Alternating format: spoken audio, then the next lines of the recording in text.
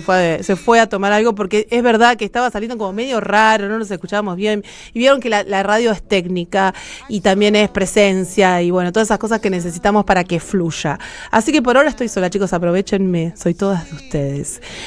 Fernando de Quilmes nos saluda, por supuesto, Adrián de Moreno, Celia, ¿qué pasa con la aplicación? Nada, Celia, nos estamos saliendo bárbaro. No sé qué pasa con la aplicación. Si querés nos podemos seguir por YouTube, como a todos le digo, a M530 en vivo, nos pueden seguir por YouTube, nos pueden escribir al 11 3200 0530. Ya estamos en comunicación telefónica con nuestra primera nota de la noche, porque lo prometido es deuda, por supuesto, y nosotros habíamos hablado la semana pasada un poco por la emoción de haber visto la obra y un poco también porque estábamos recuperando la figura sobre la que esta obra pone el eje, que es la figura de Carlos Correas. Por eso estamos en comunicación con Gustavo Tarrío, director de Ha muerto un puto, esta obra de teatro que recupera la trayectoria, la obra, la figura de Carlos Correas. Hola Gustavo, ¿me estás escuchando? Hola, ¿cómo estás? Muy bien, muy bien, todo bien. ¿Vos?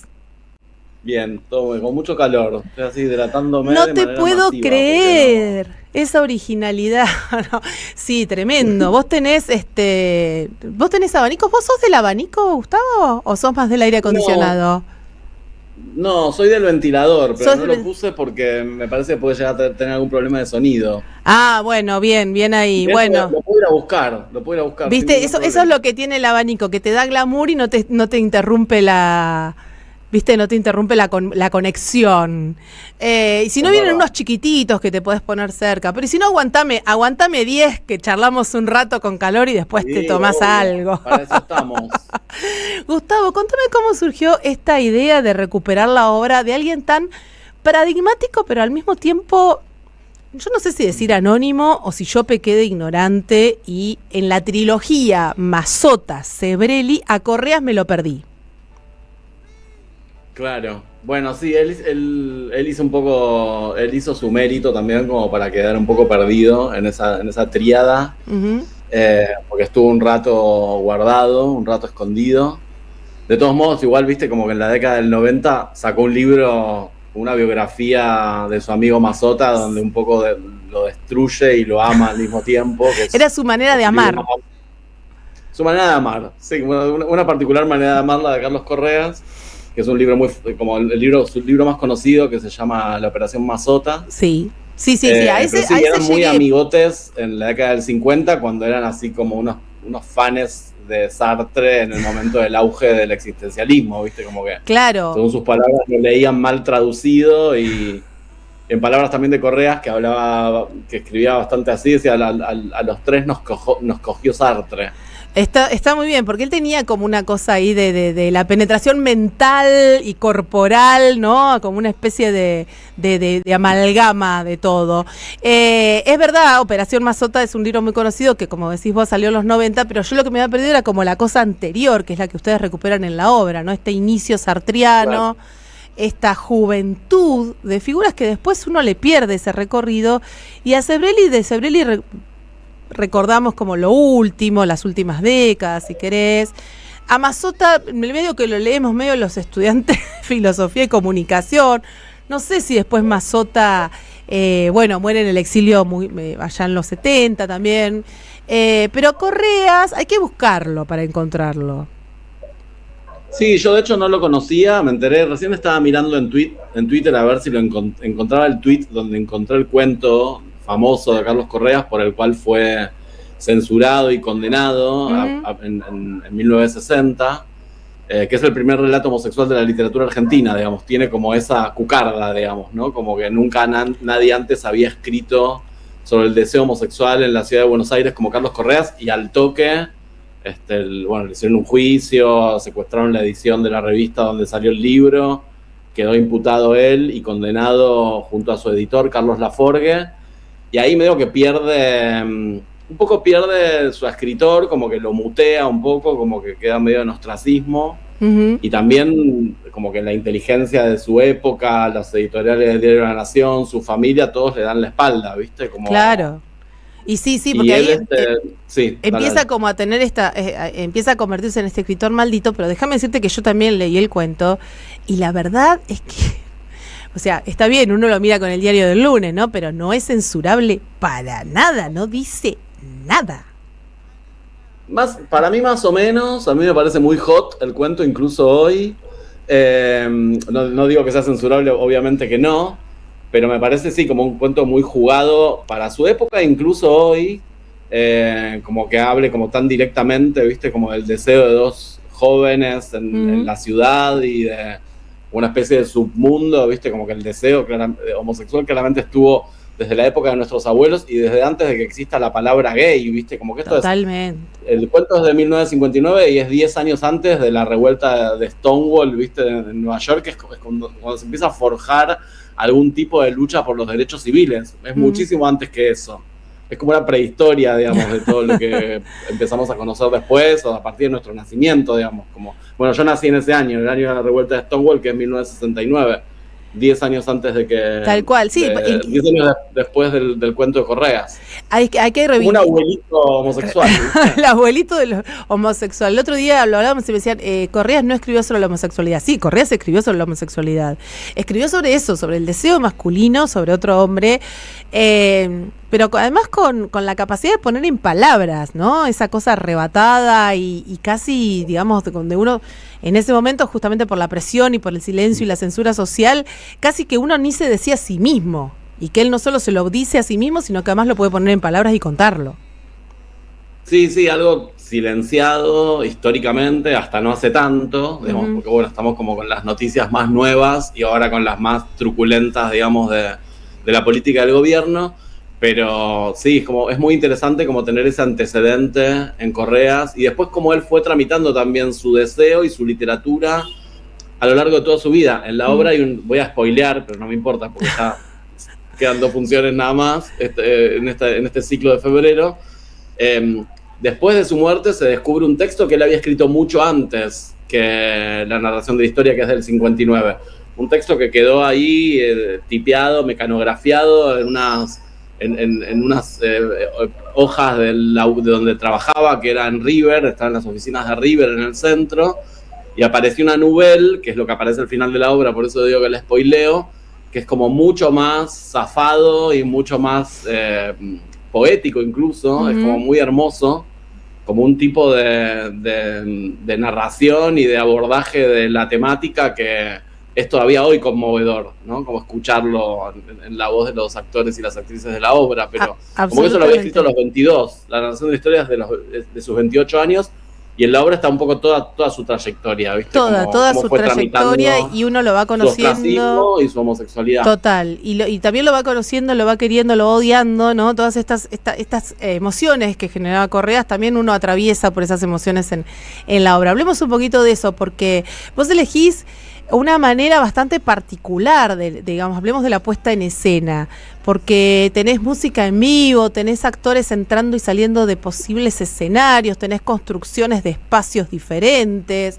tenés audiovisual, digo, hay ahí una amalgama de recursos que utilizás, desde mi punto de vista, muy bien, pero digamos que te deben haber implicado un desafío para contar esto, la vida de un escritor, la vida de un homosexual, la vida de un pionero y también de alguien que, digamos, de algún modo hay un personaje maldito en la historia porque termina suicidándose, ¿no? Una persona oscura.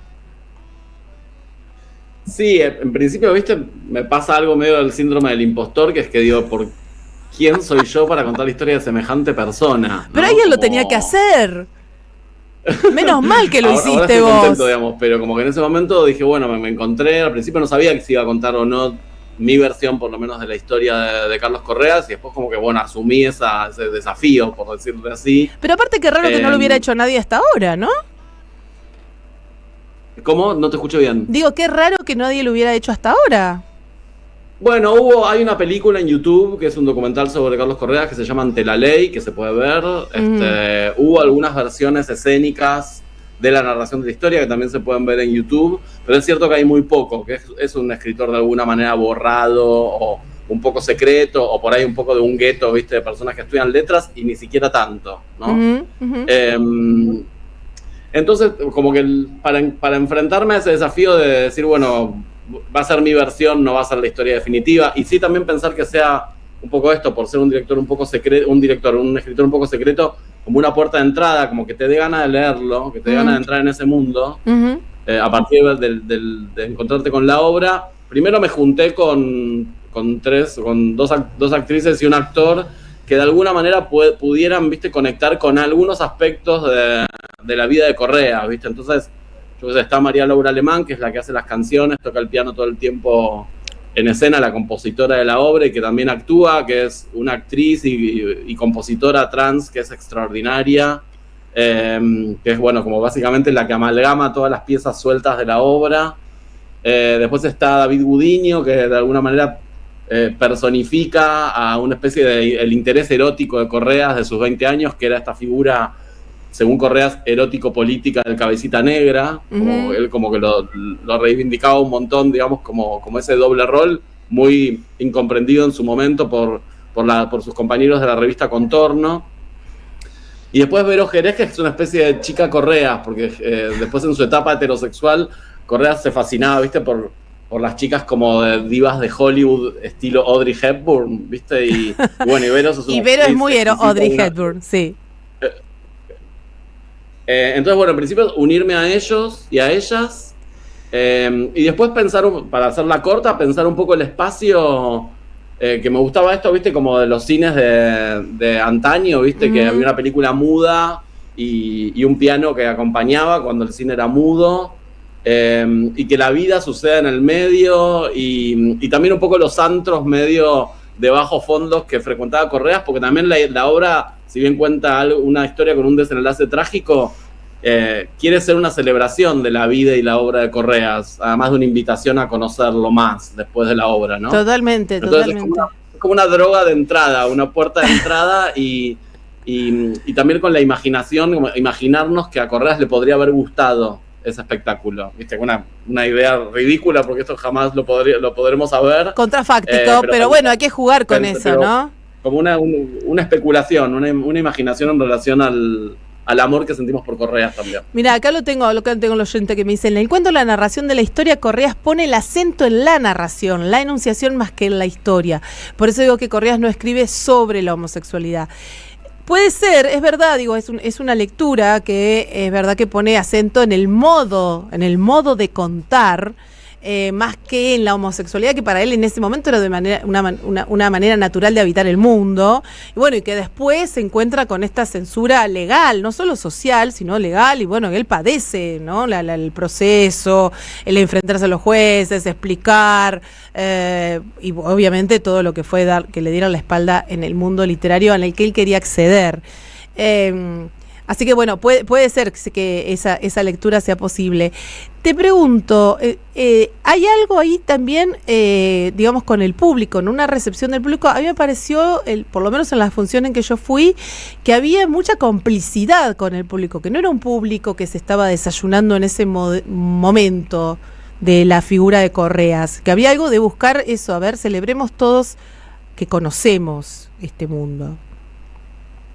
Sí, es un poco la estrategia de la obra y un poco la búsqueda que hacemos en cada función de, bueno, cómo ir de a poco, ¿viste?, entrando en ese mundo y siendo de alguna manera cómplices, ¿viste?, de esto que estamos contando, con una calidez particular, ¿viste?, como un placer también en el decir. En la obra casi todos son textos de Correas, ¿viste? Es como un documental de Netflix, por decirlo así, muy ligeramente. ¿Viste? Pero muy teatral, muy teatral. Documental biográfico. Sí, pero muy teatral. En la vida de alguien y que no te aguantás a que termine el documental para buscar a ver qué pasó con Sebrelli, qué pasó con Mazzotta. Totalmente. En qué momento escribe el texto sobre Grondona y Pergolini, ¿viste? Como... Bueno, además... como que hay muchas cosas que se van tocando con muchos elementos de nuestra historia. Totalmente. Bueno, y esa tremenda visión de los medios... ese análisis muy, muy, muy al hueso, ¿no? De Correa sobre la época que le tocaba vivir también, porque bueno, es un tipo que atravesó décadas muy importantes, como fueron las décadas del 50, del 60, digo, con muchísimas transformaciones, y el tipo tenía una habilidad para ver, ¿no? Esto, ¿cómo decirte? La falibilidad, ¿no? De la década del 90, de ver toda esa ficción, digo, muy agudo en sus análisis. Sí, bueno, en sus últimos años se le empieza a escribir en revistas de escritores más jóvenes, ¿no? Tipo El Ojo Mocho, como revistas de los 90, ya muy poco antes de morir, ¿no? Pero y eso sí es muy conmovedor, digamos, como es muy largo el artículo original sobre Mariano Grondona y Mario Pergolini, porque los junta a los dos en un mismo texto, como el joven disruptivo de la tecnología que llegaba en los 90 para cambiar todo en la televisión, y más como el referente que él lo tenía muy estudiado, que era Mariano Grondona, que era como, bueno, más la tradición, los discursos de la Armada en la dictadura, en dictaduras anteriores, digamos, como conocía muy bien, sobre todo lo conocía más a Grondona, me parece, y bueno, lo ponía a la figura de Pergolini, y es muy impresionante escuchar eso hoy, ¿no? Totalmente. Como su reflexión. Además, fue como yo primero leí la narración de la historia, y después lo siguiente que leí fue el artículo sobre Grondona y Pergolini, porque fue lo que más me llamó la atención, y después pude meterme más en el resto de la obra, pero te diría que son las dos primeras cosas que leí. Bueno, es una buena sugerencia para la gente que no conoce quién es Carlos Correas, puede entrar por ahí, ¿no? Porque son como lugares cercanos. Digo, la narración de la historia es un cuento que se lee de una sentada, es un cuento breve, relativamente breve, y que la verdad que convoca mucho. Y se encuentra en la red, o sea, sí, ponés la narración de historia de Carlos Correas y te aparece. Así que si no conoces quién es Carlos Correas, puedes entrar por ahí, después puedes buscar el texto que está mencionando Gustavo, que es esta comparación entre Grondona y Pergolini allá en los 90, y después puedes entrarle a Operación Mazote y demás, y vas a encontrar un mundo, ¿no? El mundo Correas, justamente. Vamos a recordar entonces que la obra está todos los sábados de febrero a las 20. O sea, ya termina. Termina mañana y pasado, porque ya se termina febrero. Bueno, no hay más fines de semana en febrero. Pero tienen 2 oportunidades para verla todavía. Darle una chance a la gente que no la vio. Mañana y el sábado que viene, 20:30 en el Teatro Artaud, que está en la calle Mitre 434. ¿Bien digo? Sí. Es un nombre más se llama Art House, en realidad, como más alemán. Ay, yo lo leí Artaud, ¿no era Artaud? Claro, porque tiene una H en el medio. Artaud, no es un señor en una bañadera que dormido, no. Muy bueno, Art House. Bueno, andate a Mitre 434 y vos vas a ver que parece una empresa de seguros, pero es un lugar de teatro. Parece un banco pero es una sala de teatro, es un lugar magnífico que yo no lo conocía, me pareció espectacular. Ahora vi que hay otras obras ahí también y que tiene una escena impresionante con esa tarima, una especie de, ¿no? Un teatro poco convencional para lo que se ve en Capital Federal. Así que andate temprano porque así lográs la mejor visión de la obra, ¿no? Porque tenés como, ¿no? Vamos a decir que hay... ¿Vos te sentaste bien o te tapaban un poco? Yo llegué tarde, mea culpa, y las chicas divinos me dejaron entrar y por supuesto que me tapó la columna, pero me lo merezco. Me lo merezco todo porque llegué tarde. Yo no sé quién sos, y yo te vi donde te sentaste. ¿Viste? Pero última. Porque más última que casi más última que sí. Que tuviste como que pero me comí la columna, pero me lo merezco justamente porque no se llega tarde al teatro. No hagas como yo, que no me pasa nunca igual, me pasa que leí mal la dirección. Pero bueno, no leas mal la dirección. Mitre 434, los sábados 20-30 horas. Bien digo, ¿no? 20-30 ahí en el pasaje Art House, en el teatro Art House, podés ver Ha muerto un puto. No te pierdas esta obra porque vas a aprender un montón, además de disfrutar del lenguaje teatral, de actores que la rompen, es increíble. Uno ya sabe, conoce más el trabajo de David Gudiño, pero bueno, también está Vero y está la compañera trans que María Laura. O sea, la verdad que actoralmente la rompen con textos muy complejos, porque Correas no escribía simple. Sí, era re difícil. Era re difícil eso. Y tiene, Pobres. Bueno, sí, pero muestran un oficio impresionante. Y pueden ir a verla ahí. Gustavo, muchísimas gracias por esta conversación. por esta charla. Gracias a vos, Susana, y que tengan un buen viernes. Igualmente para vos. Andá a prender el ventilador que te me vas a deshidratar. Gracias, nos vemos. Chau, chau. Un beso, gracias. Beso. Chau. El que hablaba era Gustavo Tarrio, director de Ha Muerto un Puto. Obra que trabaja sobre la obra y toda la trayectoria y la vida de Carlos Correas y que podés ver los sábados de febrero, 20-30 horas en Mitre 434. Vamos al tema de que va a cerrar este bloque, que también elegí yo, por supuesto, porque es mi momento, y que es un grupo que me encanta. A mí me encanta el Cuarteto de Nos. Ya se dieron cuenta porque cada vez que me hacen elegir un tema yo te encuentro. ¿Pero por qué? Porque el Cuarteto de Nos habla de todo. Vos decís, quiero hablar de tal cosa, el Cuarteto de Nos tiene un tema sobre eso.